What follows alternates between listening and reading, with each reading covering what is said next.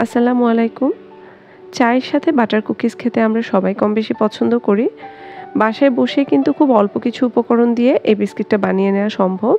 আর বাসায় কিভাবে খুব সহজে এই বিস্কিটটা তৈরি করবেন সেই রেসিপিটাই আজকে আপনাদের সাথে শেয়ার করছি। আমি এখানে বাটার নিয়েছি 120 গ্রামের মতো, আর এই বাটারটা রুম টেম্পারেচারে রাখা ছিল, তাই এটা অনেকটাই গলে গেছে। এবার এই বাটারটাকে একটা বিটার দিয়ে আমি কিছুক্ষণের জন্য বিট করে নিচ্ছি। যখন এটা একটু ক্রিমি হয়ে আসবে সেই সময় এর মধ্যে দিয়ে দিচ্ছি হাফ কাপের মতো পাউডার সুগার। এই পাউডার সুগারটা আমি ব্লেন্ডারে ব্লেন্ড করে নিয়েছি। নর্মাল চিনিকে ব্লেন্ড করে নিলে পাউডার সুগার হয়ে যাবে। এবার পাউডার সুগারের সাথে বাটারটাকে বেশ কিছুক্ষণ বিট করে নিয়েছি। বেশ কিছুক্ষণ বিট করার পরে যখন এরকম একটা ফোমি টেক্সচার হয়ে যাবে তখন এর মধ্যে আমি দিয়ে দিব একটা ডিমের অর্ধেক। ডিমটাকে ভালো করে ফেটিয়ে সেখান থেকে অর্ধেকটা আমি এর মধ্যে দিয়ে দিচ্ছি। এর মধ্যে দিয়ে দিচ্ছি সামান্য ভ্যানিলা এসেন্স। এবার সব কিছু আবারও কিছুক্ষণ বিট করে নিব। খুব বেশিক্ষণ বিট করতে হবে না, 2 থেকে 3 মিনিট বিট করলে এটা একটা ফোমি টেক্সচার হয়ে যাবে। তারপর এর মধ্যে শুকনো উপকরণগুলো চেলে দিতে হবে।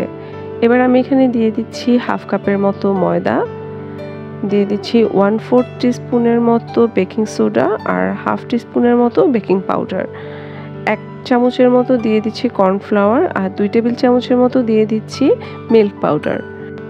এবার সব কিছু ভালোভাবে চেলে নিচ্ছি। চেলে নেওয়া হয়ে গেলে একটা স্প্যাচুলার সাহায্যে সব কিছু একসাথে ভালোভাবে মিশিয়ে নিতে হবে। আর এমনভাবে মেশাতে হবে যেন এই পুরো ব্যাটারটার মধ্যে কোনো রকমের দলা বা লাম্পস না থাকে, অর্থাৎ একটা মসৃণ ডো তৈরি করে নিতে হবে। আমার ডো রেডি হয়ে গেছে। এবার আমি ডোটাকে একটা পাইপিং ব্যাগে ভরে নিব। এই জন্য আমি একটা গ্লাসের উপর পাইপিং ব্যাগটা রেখে তার মধ্যে ডোটা দিয়ে দিচ্ছি। আমি এখানে 2টা পাইপিং ব্যাগ ইউজ করছি। একটা পাইপিং ব্যাগে আমি ডোটা ভরে নিয়েছি, আরেকটা পাইপিং ব্যাগে আমি নজেলটা সেট করে নজেলের মুখে আমি যে পাইপিং ব্যাগে ডো ভরে রেখেছিলাম সেই পাইপিং ব্যাগটা নজেলের মুখে বসিয়ে দিয়েছি। এভাবে আমি 2টা পাইপিং ব্যাগকে একসাথে সেট করে নিয়েছি। এবার আমি বিস্কিটের শেপ দিয়ে দিচ্ছি। দেখতেই পাচ্ছেন কত ইজিলি এই বিস্কিটের শেপটা দেওয়া যাচ্ছে। বিস্কিটগুলো আমি ওভেনে বেক করব 150 ডিগ্রিতে প্রায় 20 মিনিটের মতো সময় নিয়ে আমি বিস্কিটগুলোকে বেক করেছি। দেখতেই পাচ্ছেন বিস্কিটগুলো কিন্তু খুব সুন্দর মতো বেক হয়ে গেছে। খুবই সহজ একটা রেসিপি শেয়ার করলাম, বাসায় ট্রাই করবেন।